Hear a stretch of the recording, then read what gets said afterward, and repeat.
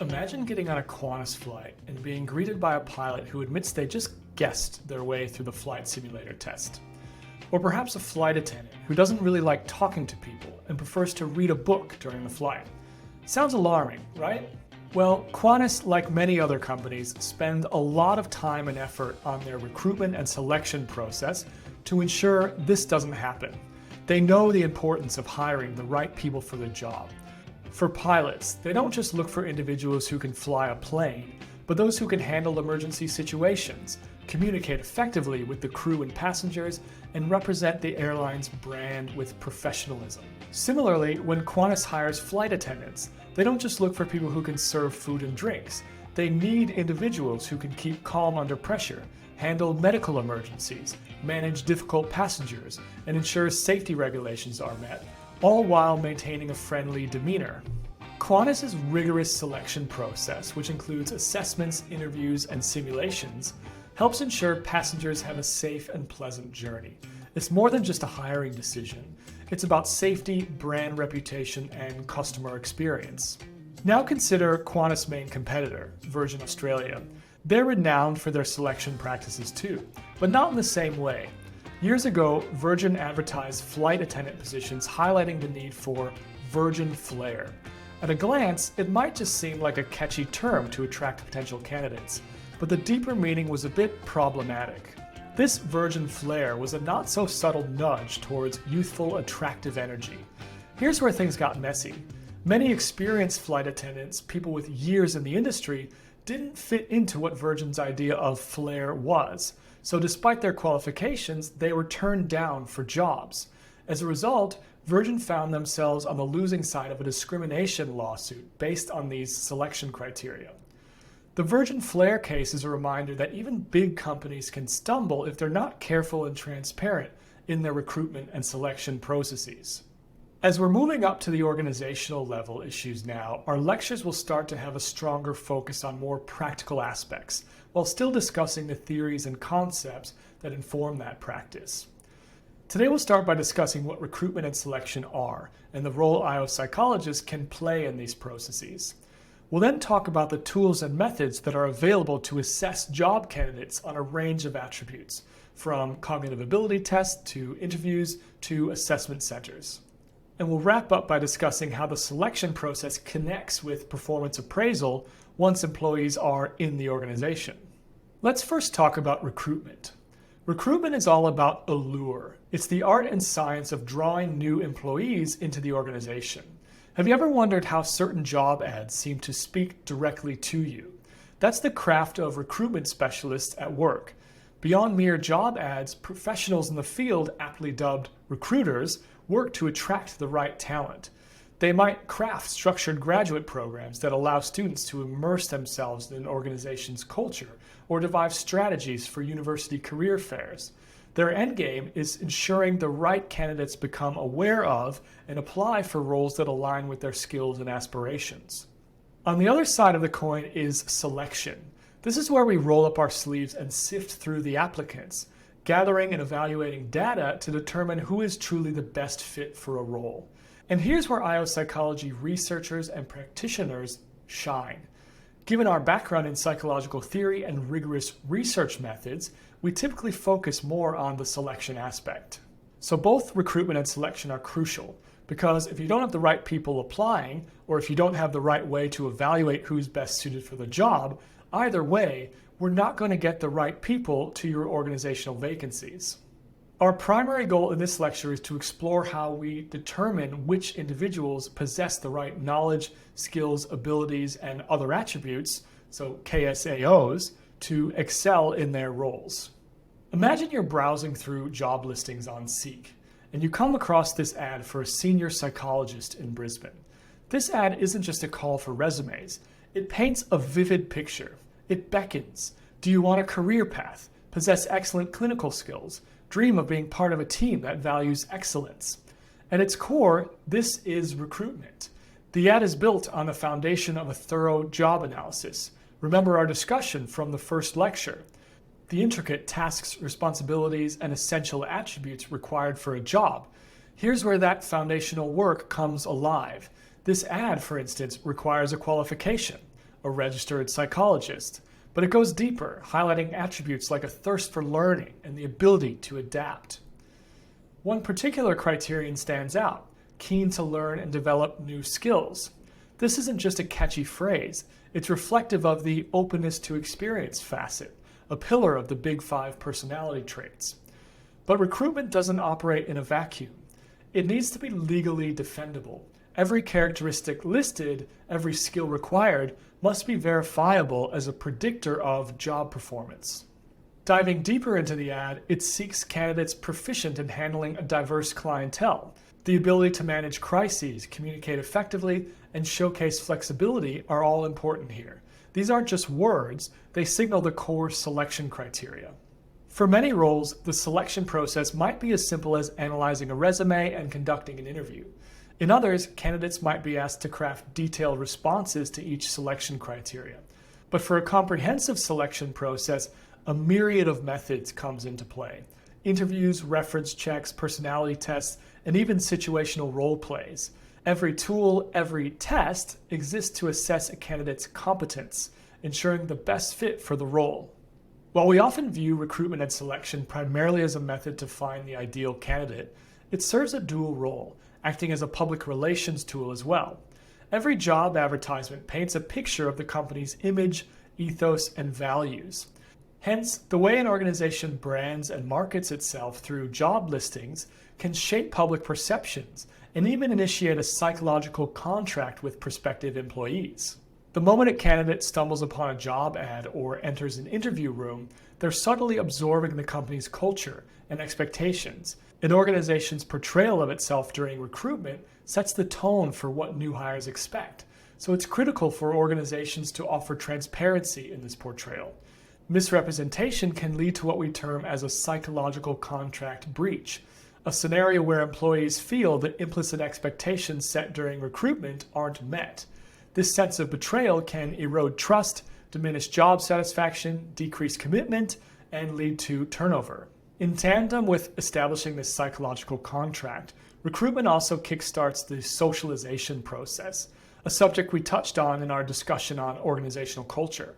Many organizations have induction processes for new recruits to learn about the company's culture, but this learning, this socialization, actually starts during the recruitment phase itself. Realistic job previews, often integrated into assessment centers or interview segments, play a crucial role in this. They offer candidates a tangible glimpse of their potential roles, minimizing the risk of future surprises. A holistic recruitment process, therefore, isn't just about securing the best talent. It's about setting clear expectations, fostering trust, and ensuring that both the candidate and the organization understand and value each other. When done right, not only do you secure the best fit for a role, but you also ensure commitment, satisfaction, and longevity within the workforce. Poor recruitment processes, on the other hand, can have profound negative effects on the organization. Research into person-job and person-organization fit consistently demonstrates that misaligned hires often lead to decreased motivation, performance, and increased turnover. At the organizational level, these practices can hinder profits and inflate recruitment and training expenses. Furthermore, unethical recruitment can result in severe legal consequences. This was exactly what happened with the case of Virgin Airlines in the mid-2000s when they introduced the Virgin Flair criterion for recruiting their cabin crew. The successful legal action against Virgin stands as a stark reminder that recruitment criteria must prioritize an applicant's ability to execute the job rather than serve as a branding instrument. Once again, the fit between an individual and their work environment is crucial, a fact well supported by extensive literature. This alignment is about whether an individual's skills match the job demands and if their values resonate with the organization's ethos. The better this fit with their role, team, leader, and organizational culture, the more positive outcomes we see, both in well-being and in terms of performance and commitment. So whatever the industry, whatever the organization, that's the reason why recruitment and selection are so important. They provide evidence-based strategies for ensuring you bring the right people into the organization. So how exactly do IO psychologists help with selection? First of all, they can engage in workforce planning, where they collaborate with HR to predict future staff needs, ensuring the organization is prepared for whatever challenges it faces. Second, IO psychologists can contribute by doing job analyses, where they dive deep into specific roles to understand their demands, crafting both job and person descriptions. IO psychologists can also create test batteries. They can develop tools and methods to distinguish suitable candidates, ensuring a fit between the applicant and the role. They can conduct research. They can study the efficacy of various selection methods to identify which are most indicative of successful job performance in a particular context. There's also fairness evaluation, where IO psychologists might work to ensure the selection processes adhere to non-discrimination standards, maintaining both legal and ethical standing. They also might work to improve selection processes. They can refine current selection tools or methods, customizing them for optimal efficacy. They can also contribute through data utilization. They can translate selection process results into actionable insights for training and development, helping new hires integrate smoothly and perform more effectively. So there's a whole lot that IO psychologists can do to help create and maintain efficient, effective, and fair selection processes. What does the selection process actually look like? It typically starts with a job analysis, where they begin by understanding the job's requirements. This involves pinpointing the key knowledge, skills, abilities, and other attributes crucial for job success. And these factors should always be relevant to the actual job performance. The next step is to develop a recruitment and selection strategy. This is where the team determines the best platforms for advertising to the intended audience. They then need to identify the best methods for evaluating a candidate's fit for the role once those applications start coming in. They might use existing tools, or they might need to create new ones. The third step then is to perform those recruitment and selection processes. This is where they execute the strategies, assessing the candidates using the methods they've chosen. Then they analyze the gathered data and provide feedback to both clients and candidates.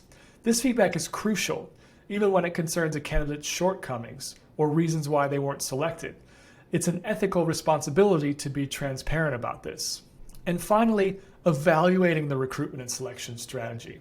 Post-selection, it's important to review the process's effectiveness. You need to assess if you've attracted the desired number of candidates and if they were the right quality. This would involve examining how many underwent assessments, how many received job offers, and how many accepted them. If many candidates decline offers, this may indicate issues like an unattractive job preview or uncompetitive compensation. Also, how predictive were the assessments you administered of their eventual job performance?